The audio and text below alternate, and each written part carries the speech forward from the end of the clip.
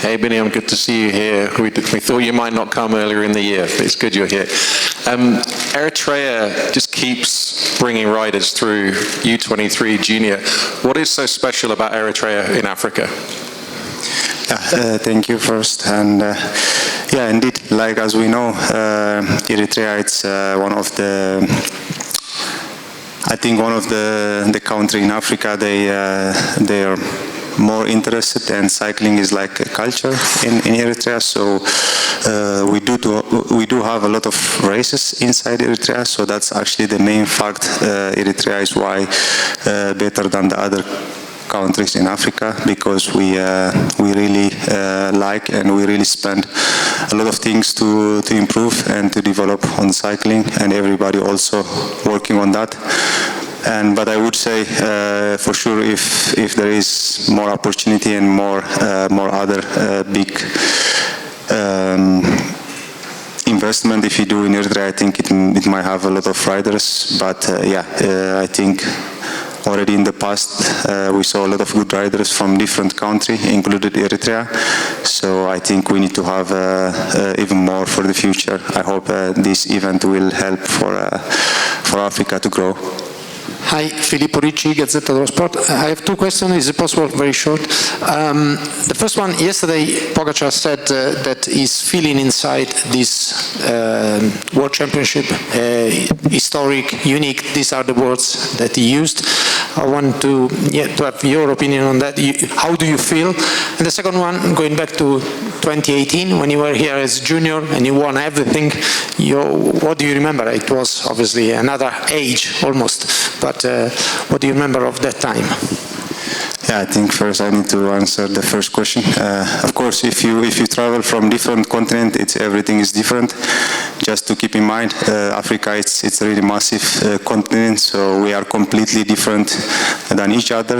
Especially, I mean, I travel few countries in Africa. It's completely different, but it's really honor and pleasure to be here in Rwanda, because it's one of also the country they like sport, and they are also super passionate about this sport. And you see also the people is always welcome, and really beautiful people, and also nice place to ride the bike. Of course, I think maybe that's why he's more attractive in this country, I guess. And the other thing, 2018, that's actually my first outside Eritrea competition, I would say international competition. And I do won the event time trial, team time trial, also road race. But back then, when you are junior, I think you really don't know your main potential, so you can try to do everything.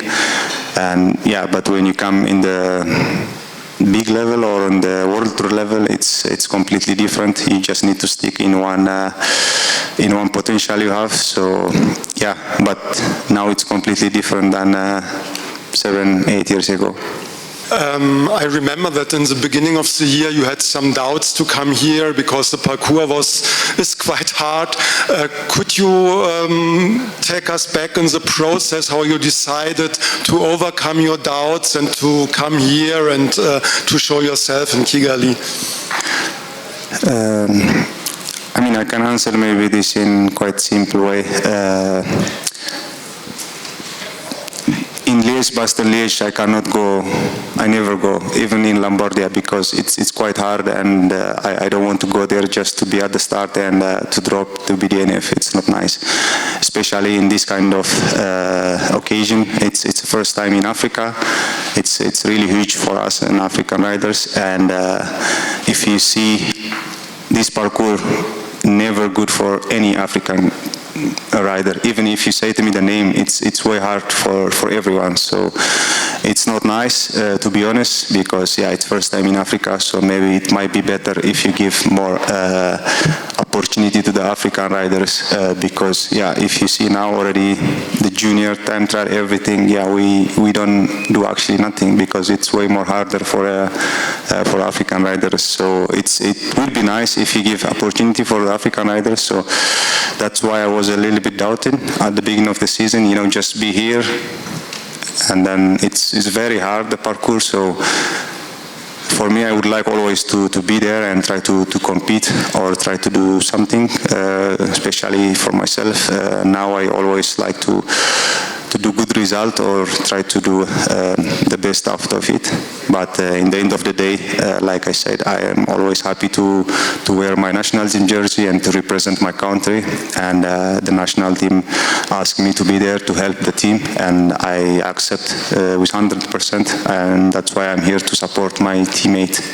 Biniam, my name is Jason Gay. I'm with the Wall Street Journal. Question is, you know, the idea of an event like this is not just showcasing the state of cycling, but growing it, and growing it specifically in Africa and Rwanda.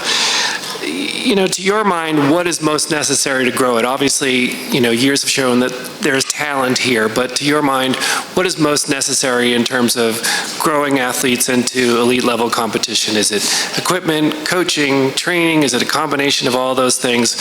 What, to your mind, are the next steps that are needed? Thank you. I think that's the most interesting question. Yeah, that's true. I think the first thing we need is the basic things, because we just know, like, just go ride a bike and competition. But right now it's completely different bike than 20 years ago. So we are already way far behind the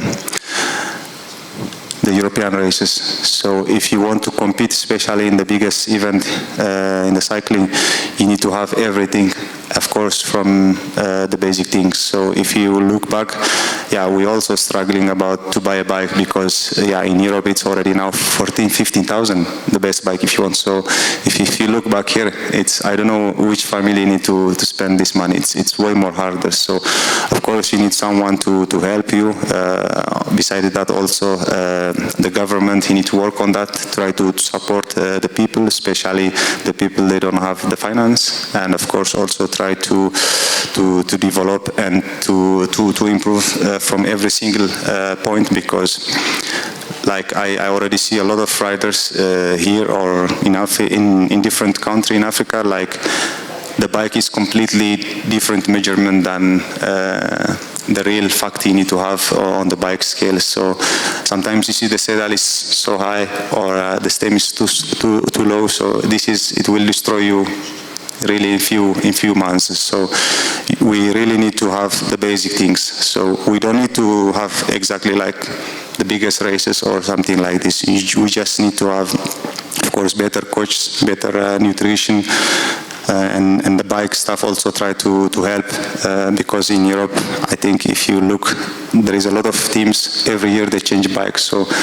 the second-hand bike, maybe if they give support to few countries in Africa, this might help also a lot of riders. So yeah, like I said, and in the end of the day, also the opportunity to have to race in Europe. So that's, for me, if I can tell my story, that's actually the only thing.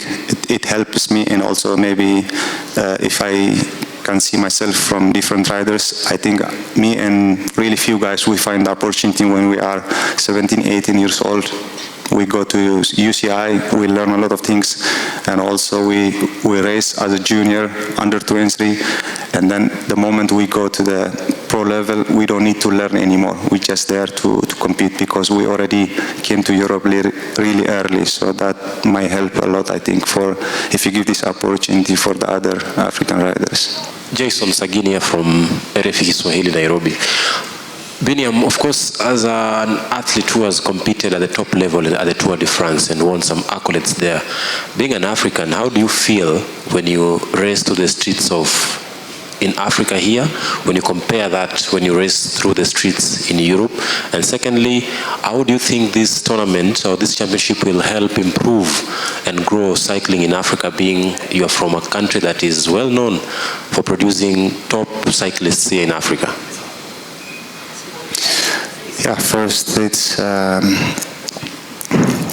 mean, it's always nice to race on the biggest event in the world. It's really pressure. I mean, a lot of pressure on your shoulder, because you really care your country, especially because there is a lot of people expect you to do more, and that's actually nice in the other hand, but on the other hand is not nice. But of course, if you are here in Africa, you really feel like home race. Especially for us, we really don't have that much races in Africa, so that's I would say the only opportunity we have this year.